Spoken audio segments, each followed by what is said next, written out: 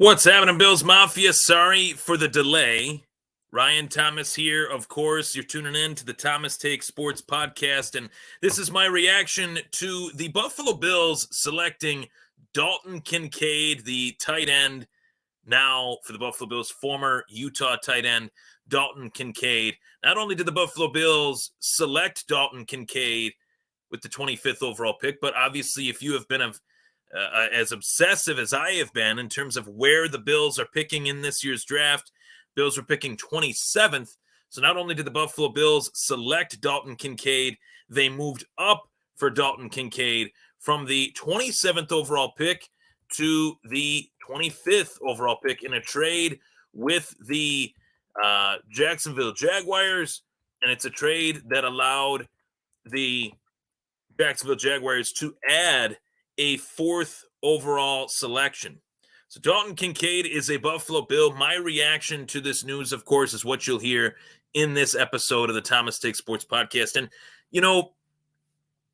watching the draft and knowing the draft like the back of my hand, heading into each and every draft, this is my favorite thing to do as far as football goes. I love the draft. I love everything that it brings to the table. Feel free as well to fire your comments in the comment section below, and I'll get to those throughout the show. But I really enjoy the draft, and I enjoy the draft because it covers all the teams, in the league. You're not just covering the Bills. You're not just covering your hometown team. You're covering all the teams that are picking in the NFL draft, and you get to kind of get a better understanding of how those teams think, or how they should think, or how they don't think, or how they might need to think, depending on your perception of who they pick. That is what is the beauty of the NFL draft. One person could say that the Buffalo Bills made a great pick last night. Another person could say that the Buffalo Bills didn't make a good pick last night. And realistically, I think this is a pick that I'll break it down, but this is a pick that I think as of right now in this moment, from what I've gathered, at least on Twitter, at least on Facebook, at least on message boards and things of that nature, sports shows, some people really love this pick, and some people loathe, despise, really hate this pick for the Buffalo Bills in terms of them taking tight end Dalton Kincaid. And, as the draft ebbed and flowed last night, the first round of the draft, I saw a lot of names come up as players that were picked that I thought Buffalo could have used them. Buffalo could have used them. As I'm watching the draft with my dad last night, that's what we kept saying. Buffalo could have used them. Buffalo could have used them. And they were going to other teams. They were going to teams that are in the crosshairs of the Buffalo Bills in the AFC, and they were going even to NFC teams that didn't quite even necessarily need that position. And when you start to get into the mid-20s and you start to see these wide receivers go one pick after another pick after another pick, and to recap a little bit of the first round of the 2023 NFL Draft, you know that when one wide receiver is picked, when one wideout is picked, another one is going to be picked. Another one after that is going to be picked. And you're going to get an understanding that the run begins now. Okay, well, the run is starting now. And the run started, and it really just continued throughout the rest of the back end of the first round of the draft. There were 4 selections in a row that featured wide receivers. It started with Seattle at 20, taking Jackson Smith-Njigba, the LA Chargers taking Quentin Johnston, the Baltimore Ravens taking Zay Flowers, and the Minnesota Vikings then taking Jordan Addison, who was a name that I really liked for the Buffalo Bills. Among Zay Flowers, among Jackson Smith-Njigba, I really liked those names linked to Buffalo, and I thought those would be players that the Buffalo Bills would want. So just to take you behind the curtain, behind the scenes in terms of what my thought process was, I thought as soon as Jackson Smith-Njigba was selected by the Seattle Seahawks, that the Buffalo Bills would try to trade 21 to 21 to take a receiver, would try to trade with the Ravens to take a receiver, would try to trade up with the Minnesota Vikings as they had before to take a receiver off their hands and Stephon Diggs, but in this form and fashion, trade up in the draft to take a receiver. And none of that happened. Those players were picked. The New York Giants, they moved up to take Deonte Banks in a trade with Jacksonville.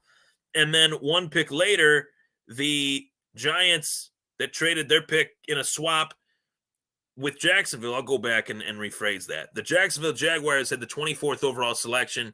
The New York Giants traded a 5th and a 7th to take that pick from them to move up one spot. And then the Buffalo Bills to move up 2 spots. They gave up a 4th to move up 2 spots from the pick that was the Giants, that went to the Jags and is now Buffalo's, to take Dalton Kincaid. And that is where I was scratching my head in this kind of time frame of, okay, we took Dalton Kincaid, whatever, right? I'm gonna digest that in a moment. I'm gonna dive into that in a moment. But wrapping my head around how one pick prior to that, the Giants were able to trade that pick and only trade a 5th and a 7th to move up one spot when Buffalo had to give up a 4th. How was Jacksonville able to get a 4th from Buffalo when they couldn't get a 4th from the Giants? That was kind of a tough one to wrap my head around. Maybe Brandon Beane didn't want to trade 2 picks and he only wanted to trade 1. And in fact, that was the compensation that was needed in order for Buffalo to move up the spots that they needed to in 2 spots rather than 1. That 1 extra spot, meaning they needed to give up 1 extra round of a pick and a 4th round pick. That was kind of hard for me to wrap my head around. I was scratching my head at that. Now, as I went over here, the receivers were gone. All of the receivers that were first round worthy talents were all taken. Jackson Smith and Jigba, Quentin Johnson, Zay Flowers, Jordan Addison. Those guys were all gone. 4 receivers in a row, 2 of which to AFC teams, 2 of which to NFC teams. So the Bills were left wondering, okay, who is left for us to take? Who's on the board? Nolan Smith, Georgia linebacker, Branch, the safety out of Bama. Those were 2 guys that I thought potentially could be selected by the Buffalo Bills. Tight end was a thought of mine in terms of the possibility that maybe they take a tight end in the draft. I didn't necessarily believe that it would happen in the first round, no less. And it did happen in the first round, and it did happen in the form of fashion that, most top 5 projections, positional rankings feature Dalton Kincaid as the best tight end in this year's draft, as well as Michael Mayer. And I got to see both of these guys in college. Got to see Dalton Kincaid's big game against the USC Trojans. I got to watch Michael Mayer all season long as I watched the Notre Dame Fighting Irish on Saturdays for college football. And I thought, okay, Buffalo leapfrogs from 27 to 25. Who's the team that's picking 26th? It's the Dallas Cowboys. The Buffalo Bills leapfrog the Dallas Cowboys, and Jerry Jones is sitting there for a little while after Buffalo had taken Dalton Kincaid. Was Jerry Jones going to take him? Did Brandon Beane feel like Jerry Jones was going to take Dalton Kincaid, and that's why he leapfrogged the Dallas Cowboys? That's what it appears to be the case. But if Dallas was looking that heavily at Dalton Kincaid and they didn't take him, obviously they couldn't take him because Buffalo leapfrogged him, why wouldn't they have just taken Michael Mayer with the next pick, being that it's a tight end that is a quality tight end, that those 2 tight ends were 2 of the best players offensively in this draft? Why didn't Dallas take that? That's another topic for another day. But if, in fact, Dallas didn't take the tight end, why did Buffalo feel the need to move up for 1? Why did they give up a 4th round pick for 1 when Dallas didn't take the tight end anyway? Well, maybe they were worried that was Brandon Beane that worried that the Dallas Cowboys had a higher grade on Dalton Kincaid than Michael Mayer, a much higher grade? Clearly they did, because they took a defensive tackle instead of taking Mayer, who is available heading into day 2 of tonight's 2nd and 3rd round of the draft. Very interesting, right? To kind of break that down as I just did, and to kind of question how, the thought process behind what was the need, What was the desire? Well, the need and the desire was to leapfrog one team, prevent them from taking a player so that we could get that player, of course. And that is the NFL draft. But to me, I don't want to say the opportunity came and went for the Buffalo Bills to do this, but to me, I felt like the move to trade up would feature the Buffalo Bills taking a wide receiver, because there is a huge disparity, as we saw last season, from Stephon Diggs and Gabriel Davis. Gabriel Davis had a down season last year. Stephon Diggs didn't. There's got to be a gap that has to be wedged there. And is Dalton Kincaid the guy to wedge and bridge that gap? Maybe he is. Maybe he is. But the tight end position is a unique one in today's National Football League.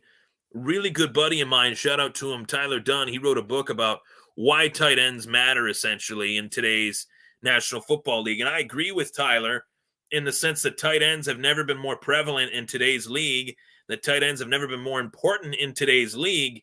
But when you have one going into a draft that you just paid X amount of dollars, and you want to make sure that that guy is, obviously getting his target share, the Bills looked at this and they said, well, rather than worrying about that, let's focus on just getting better. Let's focus on how do we get this team to where we need it to go?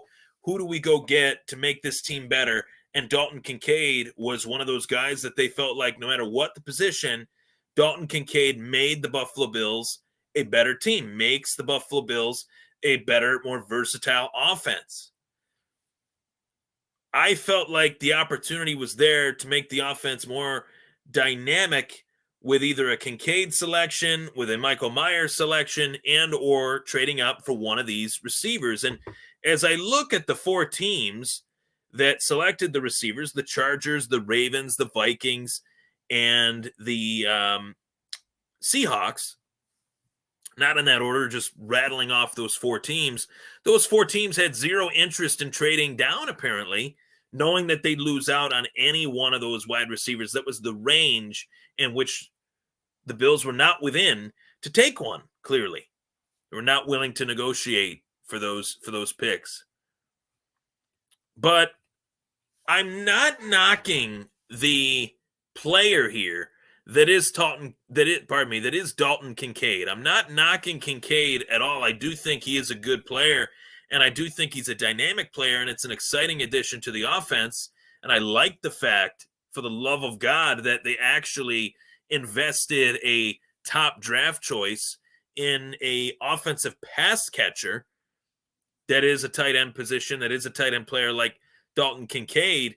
But I felt like the move to make was targeting a receiver. I felt like that was the direction that made most sense to me based on what I watched last season. What I watched last season taught me a few things. Taught me that Gabriel Davis was not quite ready for that wide receiver 2 billing. Taught me that the Bills' run game still is not well established, and they don't even sometimes try to establish it. It also taught me that Josh Allen does not really like to throw to the tight ends, does not really essentially throw over the middle of the field. And the broadcasting team of ESPN, as well as NFL Network, kind of agrees with me in that assessment based on how they assess Dalton Kincaid.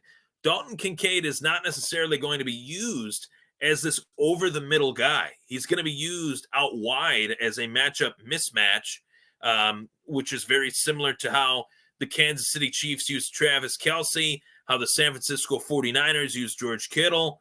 And that's how they view Dalton Kincaid, as a Kelce-type, Kittle-type player that, oddly enough, all their last names start with a K. So maybe that's the interesting, anomaly that Kelce, Kittle, and Kincaid, maybe those are the three tight ends that are going to be, obviously the present and future of the National Football League. But this pick does make me feel a little bit for Dawson Knox, in the sense that I've always liked Dawson Knox.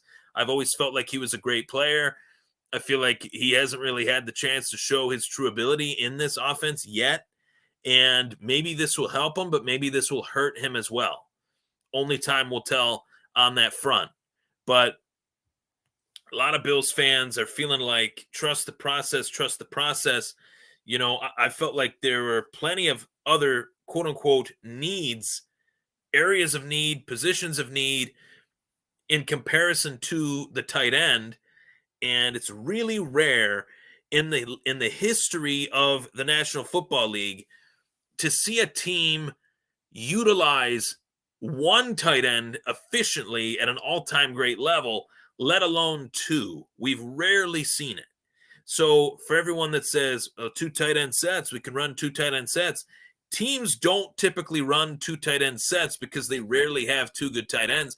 Maybe the Buffalo Bills will do that because they will have two good tight ends. But taking one guy off the field and putting one guy on obviously takes one guy off the field. So what receiver is going to be taken off the field in the wake of Dalton Kincaid being on the field? Is it Gabe Davis? Is it Khalil Shakir? We're going to find out. And that's going to be very interesting to see on this training camp kind of, spectacle that we'll see in the coming months, in the preseason and in the regular season. I'd like to think that, a lot of Bills fans are excited about this move. And I'd also know full well that a lot of Bills fans are not too pleased with this one. The Bills had bigger needs. Middle linebacker is a massive need. Brandon Beane has alluded to it being a massive need. He's also alluded to promoting from within. Are those guys good enough to take that spot? They're going to have to be. If, in fact, the Bills don't go middle linebacker, if, in fact, the Bills don't go, safety like I thought they could, being that Poyer and Hyde, this is probably the last dance for them. They did sign Taylor Rapp. They do believe in Damar Hamlin. But, again, we know full well, there could be a short-term leash on that situation for obvious reasons. Are we really confident in that for obvious reasons? I mean, all that, with all the respect in the world, of course, to Damar Hamlin, what is the future of his career? There's a lot of question marks there. They say that he's cleared to play medically. They say that he's going to be all systems go. But there is a little bit of hesitation with that for obvious reasons, okay? So I want to be as respectful as I can be in saying that, right? So I thought Branch, the safety out of Bama, would be a possibility there. And to go tight end, it's a pick that they did not take the number one need. They used their first-round pick to try to add a new wrinkle to their team. I'm not against it, but typically first-round draft choices are not experimental. Usually they are to get a talent that makes your team immediately better. I don't know if Dalton Kincaid puts the Buffalo Bills any closer to a Super Bowl appearance. I don't quite know that. And I'm not saying that it won't. I'm not saying that it will. I'm saying I don't quite know because it's rare that an offense with two tight ends is in the Super Bowl. It's rarely happened. The last time it did, you had one guy that's a surefire Hall of Famer in Rob Gronkowski and another guy that is a dead guy, Aaron Hernandez. And, I mean, I say that, people might be like, oh, my God, he called him a dead guy. He is a dead guy. He is dead. So, I mean, I'm just saying, just throwing that out there. I mean, that's the last time we had two good tight ends on one roster in the National Football League. And it was effective because of the skill, the size, the intangibles of both of those players. And Dawson Knox and Dalton Kincaid are two DKs that can play big, can play physical, and they're both athletic guys. That's another part of this whole thing. When you look at the skill set of Dawson Knox and Dalton Kincaid, neither one of them are really blockers. They're more athletic tight ends. So are they going to add another tight end that can block, that is solely a blocker, that when he's out on the field, he can block? I think Kincaid can block a little bit better than Knox, which might be what puts Kincaid on the field more than Dawson Knox, which will be what puts Kincaid on the field more than Knox, I'd say. But I'm a little bit skeptical in the sense that usually teams don't take experiments with their first pick, especially teams that are trying to win a Super Bowl. I feel like this is a long-term play pick where they want this to work long-term. They want a weapon for Josh Allen long-term. It helps that. It helps add to the pipeline of weapons for Josh Allen, which I did say was a priority. And listen, I did say that tight end was a possibility to add one, but I did not believe in my heart of hearts that it would be a position the Bills would draft in the first round. I do believe Dalton Kincaid is one of the top 2 tight ends in this draft. He belonged in the first round as a player selection. I just did not think the Buffalo Bills would make that pick. I'm not saying it's a bad pick, but it is a wait and see pick for a team that I don't want to wait and see. I want to win now. I want to win a Super Bowl and finally make that happen. Maybe you guys agree with me. Maybe you don't. That's the beauty of the draft. That's the beauty of a sports podcast, is that not everybody has to agree with me on everything. But one thing I do know is I wanted one of those wide receivers, and I didn't get one. It's unfortunate in that sense that some of those guys went to AFC teams, some of those guys went to NFC teams that didn't even necessarily need a wide receiver, but yet they weren't willing to trade. They weren't willing to move around. And Brandon Beane wasn't willing to trade. Brandon Beane wasn't willing to move around. He was willing to sit and wait until it got as close as it could to 27 and trade up. To me, I would have showed a little bit more urgency if I was in that room calling the shots. I'm not, obviously. And it's easy to sit here and literally play armchair GM one day, not even one day after the draft is over. But got to put content out there. And this is the most relevant story to the Buffalo Bills, of course, their first round draft choice and why they picked him. And I get why they picked him, how they picked him. Little confused on that. Little bit confused on that. I don't dislike the player. I want to let that be known. I'm not knocking the player. I think he's talented. I love the tight end position in the National Football League as it stands right now in this era. I just question why. I question the why. I question the reasoning behind it as opposed to some of the other needs that they had. Richard Derrick says, could it be Hopkins coming? And that's the reason. And I'm going to just kind of fill in the blanks here. Maybe Richard's asking me, is that the reason that they passed on a wide receiver? And listen, the DeAndre Hopkins story, I'm just going to kind of nip this one in the bud here.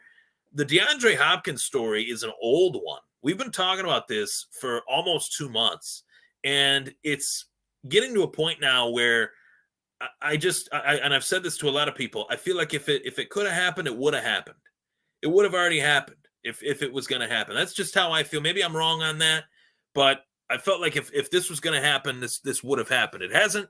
We're continuing to talk about it. We're continuing to hope about it, but at the same time, how long can you hope about something before you start to feel like you're just kind of lying to yourself? You know what I mean? Like, how long can we continue to just say, this is going to happen, this should happen, and it doesn't happen? And then we're just left disappointed.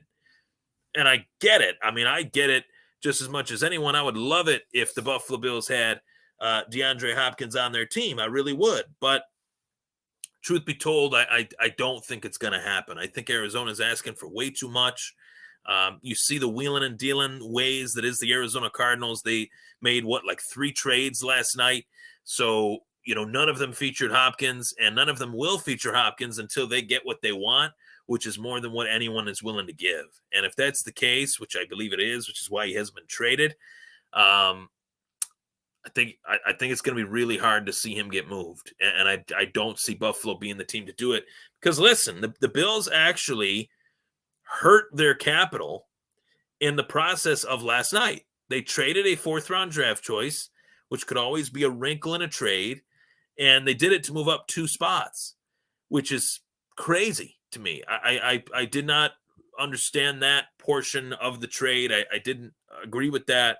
We need picks, and don't be shocked today, whether it's in the 2nd round or the 3rd round tonight, I should say, to see the Bills trade down and accumulate more picks, because with their cap situation the way that it is, they need as many rookie contracts on their team as they can to squeeze in depth and to squeeze in talent that can fill positions of need for them. This team has needs. Let's not mistake that. They're a great team. They're on the precipice of something special if, in fact, this draft is done correctly. And so far, I just feel like they made a move to add a new wrinkle to their offense that I don't think was necessarily warranted or justifiable. in what we watch on the film and what we saw last year, Josh Allen doesn't typically throw it to the tight ends. He likes to go wide. He likes to go over the middle with underneath guys. And maybe they change Kincaid's skill set rather than him being an outside tight end. Maybe he moves into the inside and works as a slot mismatch. But to me, the guys that were out there to be picked that could have made, I think, more offensive sense, maybe for Dable's offense rather than Dorsey's. Maybe Dorsey wants to add this 2 tight end set, and obviously that's why we're here. But in the traditional Bills offense that we've seen these last 3-4 seasons, I thought Zay Flowers and Jordan Addison were 2 guys that made the most sense for the Buffalo Bills and were home run picks based on what we've seen offensively from the Buffalo Bills these last few years. But obviously with this pick of Dalton Kincaid, I think we're pretty much aware that the offense is going to look different. The offense is going to have a new wrinkle to it. The offense is going to have more intangibles to it that it hasn't had in quite some time. And that's a cool thing. I'm looking forward to watching that. I just question it in the sense of trying something new when if it ain't broke, don't fix it. The offense wasn't really the problem. The defense wasn't really the problem, and it was important in parts, but the offense was the problem on the offense, didn't really relate to the tight end, related to the offensive line, related to the run game, related to Josh Allen not having enough weapons. And if you look at this from a weapon standpoint, Dalton Kincaid is that. I just thought they'd want to add at the receiver position. So there you have it. Those are my thoughts on the Dalton Kincaid pick. I think the player has A+ potential. I feel like the fit is a great fit. I just question the why and the circumstances behind the why for the Buffalo Bills. But I think this pick will work out. I just think that it's one that I feel, I don't feel as amped up for it as most. All right. That's where I'm at with it. I'm going to recap the first round as well of the 2023 NFL Draft, featuring all the teams that picked last night. Feel free to tune into that. That'll be coming up next on the Thomas Take Sports podcast, streaming live on Facebook, YouTube as well. You can hear it on any and all audio podcasting platforms. Thank you for tuning in. Looking forward to day 2 of the NFL Draft tonight, and I'll be sure to break down who the Bills take with the rest of their picks come the conclusion of this NFL Draft. Thank you so much for tuning in, everybody. Go Bills.